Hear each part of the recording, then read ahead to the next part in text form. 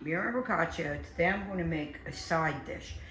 I'm making it as a side dish because I'm making 2 racks of spare ribs tonight, and I wanted this as a side. But my mother made it all the time for dinner. You can make it for lunch.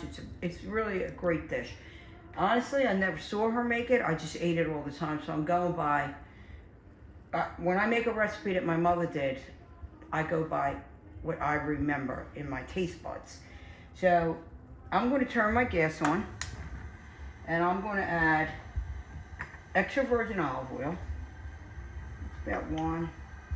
It's about 2 tablespoons. I love extra virgin olive oil. It always becomes part of your sauce, so I don't worry about, oh, I got too much, or I got too little. But that's always what you're going to judge on your own. So I'm going to let that get hot for a second. I want to tell you that I'm using 3 zucchinis, and I'm cutting them like this. This is like, my mother cut them in circles, but I don't want them to break down that much, so I'm just going to cut off the tips. And be careful, but you want to get your knife like this, hold your fingers on the side, do it like this in half, and then this is like an Asian cut. So you're going to cut one that way, and then you're going to move it that way, and you're going to make them all the same size, okay?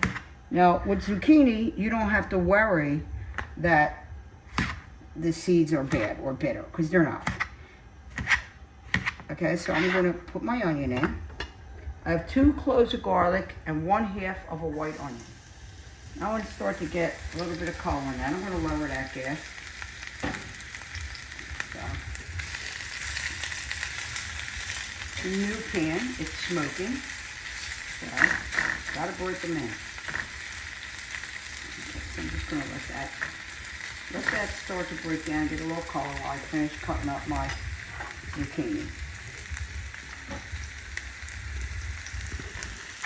And remember, the same size, because this way one's not hard and one's too soft. So whenever you're doing anything, you always do it the same size. First of all, it looks good. But most of all, for cooking. So we're going to get this is all ready. Onions are starting to wilt. In about 2 minutes maybe. I sliced them thin. You can slice them thicker if you want. But I just felt like having them thin. So what my mother didn't add to this, and I'm sure of it, is capers. I don't know if my mother knew what a caper was, okay? She was, my mother's nationality was Abruzze and Calabrese. So I don't think they ever used capers. I got into the capers during my career cooking. So that's about a little over a teaspoon of capers, and they're always rinsed because they're salty.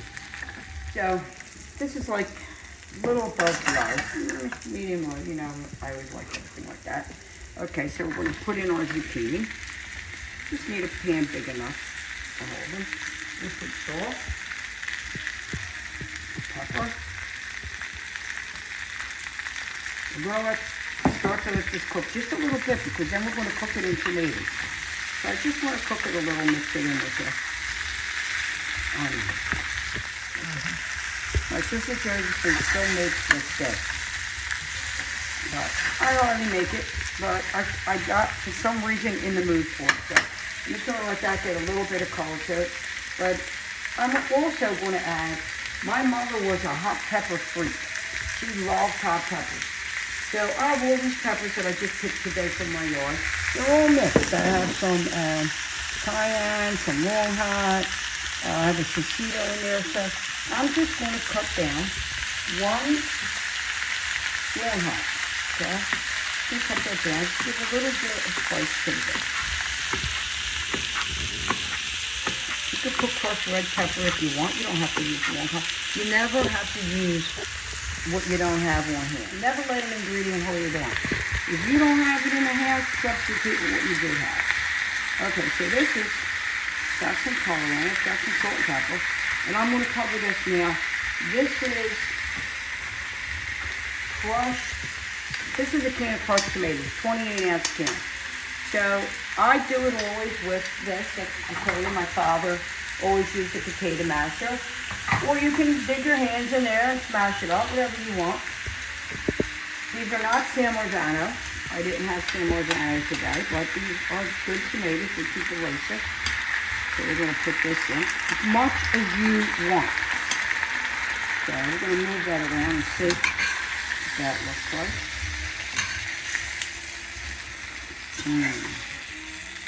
It really is a good, tasty dish. And the spare ribs that I'm going to make tonight, I usually get them cut in half by the butcher. And it's Maria's mother's recipe, and it's red wine and red wine vinegar with a lot of garlic and bay leaves. They're incredible. So if you go to my YouTube channel, August BYO, you can punch that in and you can make that. Okay, so I'm going to pour a little more in. I don't know if I want to go with the whole can. Maybe one more little bit. I can always touch that in something else. So now I have here, these are 2 little bay leaves from my yard. They're just babies, but I picked them. 2 little bay leaves.